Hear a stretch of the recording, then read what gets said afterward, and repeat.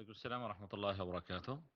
ওহির পথ প্রশ্নোত্তর গ্রুপে আমাদের সম্মানিত মুখলেসুর রহমান ভাই রিয়াদ থেকে জানতে চেয়েছেন যে যারা অমুসলিম, হিন্দু অথবা খ্রিস্টান, তারা যদি মারা যায় তাহলে কি তাদের সম্পর্কে আমরা এভাবে বলতে পারবো যে তারা জাহান্নামী বা অনন্তকালের জন্য তারা জাহান্নামে জ্বলবে? না আমাদের কি ধরনের ধারণা রাখা উচিত? আমরা দোয়া করতে পারবো না ঠিক, কিন্তু আমাদের ধারণাটা কেমন হবে?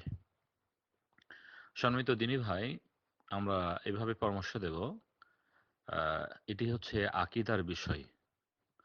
যারা কাফেরকে কাফের বলবে না, তারাও কিন্তু কাফের না বলার ফলে তারা কাফের হতে পারে। এজন্য যাদের সম্পর্কে আল্লাহ সুবহানাহু ওয়া তাআলা কোরআন মাজিদে স্পষ্টভাবে আলোচনা করেছেন, নবী মুহাম্মদ সাল্লাল্লাহু আলাইহি ওয়াসাল্লাম হাদিসে স্পষ্ট আলোচনা করেছেন, তাদের সম্পর্কে আল্লাহ এবং আল্লাহর রাসূল যেভাবে বলেছেন সেভাবে বলতে হবে। তারা হলো অনন্তকালের জন্য জাহান্নামী।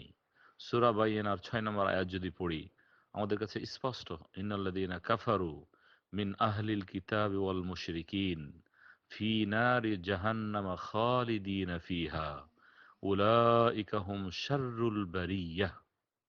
আল্লাহ সুবহানাহু ওয়া তাআলা বলেছেন, ইন্নাল্লাযীনা কাফারু, নিশ্চয় যারা কুফরি করেছে, আল্লাহকে মেনে নেয়নি,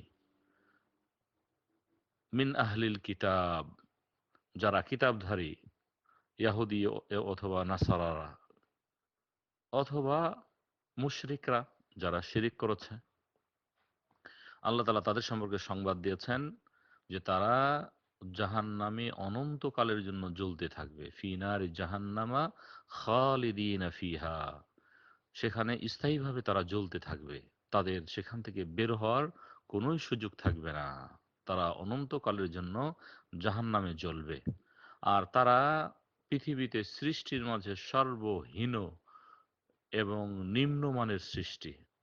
উলাইকা হুম শাররুল বারিয়াহ। আল্লাহ তাআলা বলছেন সৃষ্টির সর্বনিকৃষ্ট হলো তারা, যারা আল্লাহ সুবহানাহু ওয়া তাআলাকে মানেনি, যারা দ্বীনকে গ্রহণ করে নেয়নি, যে দিন আল্লাহ সুবহানাহু ওয়া তাআলা তার বান্দার জন্য পছন্দ করেছেন। এজন্য আমরা তাদের সম্পর্কে এভাবেই বলবো, বরং বলতেই হবে যে তারা হলো কাফের, যেহেতু অতএব তারা জাহান্নামী।